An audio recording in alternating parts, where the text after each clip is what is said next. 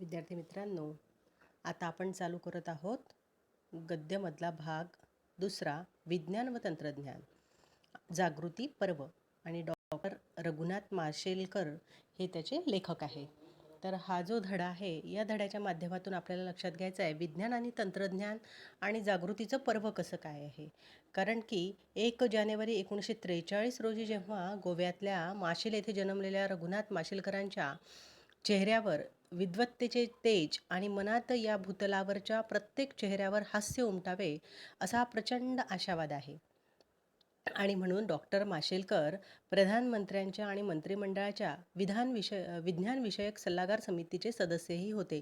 विद्यार्थी मित्रांनो, सर्वांनी तुम्ही हे ऐकत असताना थोडं बारकाईने लक्षात घ्या, कारण आपल्याला MCQs क्वेश्चन्स आहे आणि त्याच्यामध्ये शिकवता शिकवताच तुमचे MCQs तयार होतात. म्हणून या ठिकाणी आपल्याला लक्षात घ्यायचं आहे की डॉक्टर माशेलकर प्रधानमंत्र्यांच्या मंत्रिमंडळाच्या विज्ञानविषयक कोणत्या समितीचे सदस्य होते, तर सल्लागार समितीचे सदस्य होते असं पण येऊ शकेल, किंवा विज्ञानविषयक जेही या लेसनमधून तुम्हाला लक्षात आलेलं आहे किंवा या लाईनमधून जे लक्षात आलं आहे, तर कुठलाही एक MCQ या ठिकाणी तयार होतो आहे.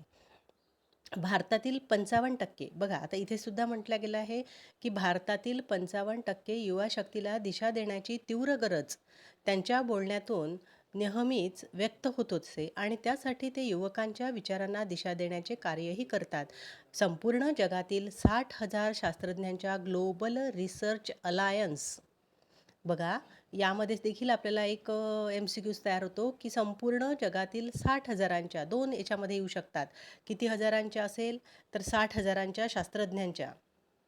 आणि कोणतं संघटनेचं अध्यक्षपद, तर ग्लोबल रिसर्च अलायन्स. आणि संघटनेचे अध्यक्षपद सध्या डॉक्टर माशेलकर भूषवत आहे. आजवर त्यांनी अशा अनेक संस्थांमधील सर्वोच्च पद भूषवताना विज्ञान क्षेत्रात भारताची मान उंचावली. पण त्यांच्या मते सर्जनाचा ध्यास लागणे आणि एका विशिष्ट ध्येयासाठी आपले आयुष्य समर्पित करणे हेच खरे भूषण आहे. आज आकाशातल्या विज्ञान आणि तंत्रज्ञानाखेरीज नव्या उपग्रहाची निर्मिती करणे, त्यांच्या उड्डाणाचे नवे तंत्रज्ञान विकसित करणे, या बाबतीतील भारताचे सामर्थ्य विश्वासार्ह आणि अग्रेसर आहे असा विश्वास मात्र त्यांनी या विज्ञान आणि तंत्रज्ञानातून केलेला आहे. कारण विज्ञान आणि तंत्रज्ञानामुळे समाजातील जागृती देखील भरपूर झालेली आहे, म्हणून त्याला जागृती पर्व असं म्हटलं आहे. आणि यासाठी आपण लक्षात घ्यायचं की जे भारताचं सामर्थ्य आणि विश्वास, त्याच्यामध्ये जे काही अग्रेसर आहे, तो असलेला विश्वास या पाठातून डॉक्टर माशेलकरांनी दाखवला आहे. पहा, भारतात आपल्याला आता एका नव्या दृष्टीची गरज आहे. ती केवळ भूतकाळातून उत्पन्न होणारी नसेल, तर ती निश्चितच वर्तमान काळाच्या वास्तवावर आधारलेली असेल. पण तरीही तिच्यात धैर्य, आकांक्षा आणि आशा असावी लागते आणि ती या महान राष्ट्रांच्या उत्कट इच्छेच्या व महत्त्वाकांक्षेच्या अनुरूप हवी. मला पूर्ण विश्वास आहे की भारतीय विज्ञान आणि औद्योगिक तंत्रज्ञान यांची यात एक महत्त्वाची भूमिका असून ती एका नव्या दृष्टीचा उदय होण्यास सहाय्य करील. यावर एखादा विचारेल की असा पूर्ण विश्वास कोण देऊ शकतो, तर भारताचा अत्यंत मजबूत असा विज्ञान तंत्रज्ञानाचा पाया हा पूर्ण विश्वास आपल्याला देऊ शकतो. यामध्ये असं विचारलं जाईल की या पायाचे शिल्पकार कोण होते, कोणाच्या मार्फत जावे लागले, तर पंडित जवाहरलाल नेहरू यांच्या मार्फत जावे लागले. आणि 1958च्या विज्ञान करारातील ठरावात त्यांच्या या विश्वासाचे सुंदर प्रतिबिंब पडले. तर याच्यामध्ये एक MCQs येऊ शकतो की विज्ञान करारातील ठरावात त्यांच्या विश्वासाचे सुंदर प्रतिबिंब पडले होते कोणत्या साली, तर आपल्याला सांगायचं आहे साल 1958. हे भारतासारख्या एका थोर राष्ट्राने मूलतः मानलेले कर्तव्याचे बंधन आहे आणि राष्ट्राची बुद्धिमान परंपरा, मूलभूत वैचारिकता, तसेच भव्य सांस्कृतिक वारसा आणि मूलभूत वैचारिकता तसेच भव्य सांस्कृतिक वारसा घेऊन विज्ञानाच्या प्रगतीकडे केलेली ही वाटचाल आहे.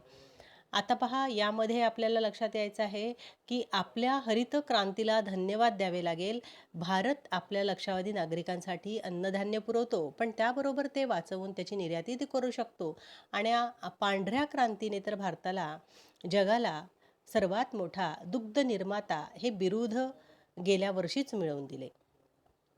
प्रश्न येऊ शकतो की भारताला कोणते बिरुद जगातील सर्वात मोठे म्हणून मागच्याच वर्षी मिळवून दिल्या गेलेले आहे. तर याच्यामध्ये तुम्हाला काही त्याचे ऑप्शन्स येतील.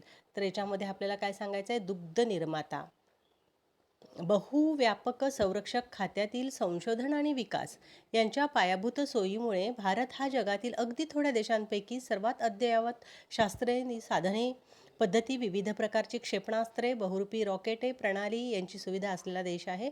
आपल्याला आता माहिती आहे की किती प्रमाणामध्ये भारत यामध्ये देखील पुढे गेलेला आहे.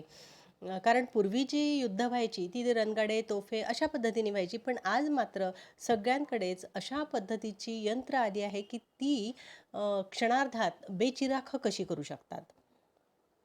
भारताने कमी उंचीवरील मार्ग काढणारे रडार, रात्रीची दृष्टी देणारी साधने आणि समुद्रातील पाण्याखालच्या हालचालींचा मागोवा घेणारी जहाजातील अद्ययावत यंत्रणा यांचा विकास केला आहे.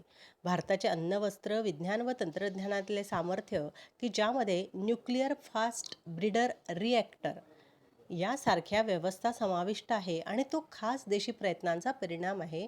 म्हणून पूर्ण पल्ल्यांची औद्योगिक तंत्रज्ञाने याच्यामध्ये आलेली आढळून येतात आणि त्या प्रकारची निर्मिती करण्यामध्ये आपला भारत देश देखील आता स्वयंपूर्ण झालेला आहे. आज अवकाशातल्या विज्ञान आणि तंत्रज्ञानाशिवाय नव्या उपग्रहाची निर्मिती करणे, वाहनांच्या उड्डाणांचे नवे तंत्रज्ञान विकसित करणे, या बाबतीतले भारताचे सामर्थ्य विश्वासार्ह आहे आणि इतर राष्ट्रांसारखेच अग्रेसर देखील आहे.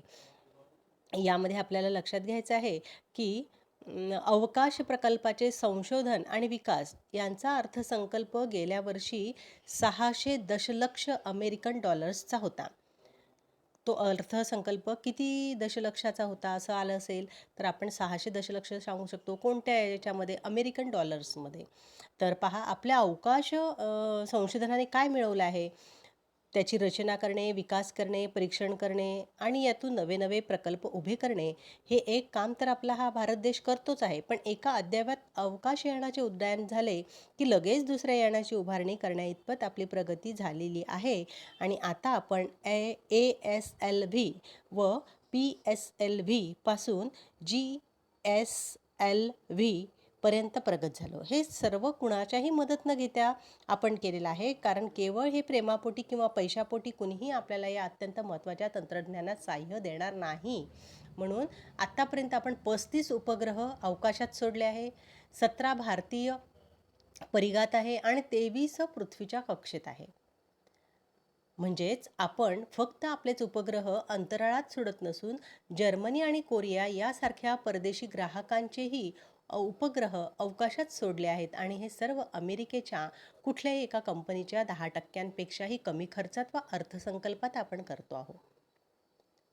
यामध्ये आपल्याला त्यांनी सांगितलं आहे की जवळपास भारत हा निव्वळ औषधाची निर्मिती करणारा आणि औषधे पुरवणारा देश नसून औषधांचे सुसत्रीकरण करून स्वतःच्या गरजेच्या 3/4 प्रमाणात औषधं उपलब्ध करून देणारा देश बनला आहे. म्हणजेच संशोधनाच्या हक्काबाबत विशेष कायदेशीर सनद मिळवण्याबद्दलची भारतातली जागरूकता आता वाढली आहे आणि बऱ्याच औषधी कंपन्यांनी आपली औषधी अनुकरणांबद्दल, शोधांबद्दलचे संशोधन विकास प्रकल्प देखील सुरू केलेले आहे.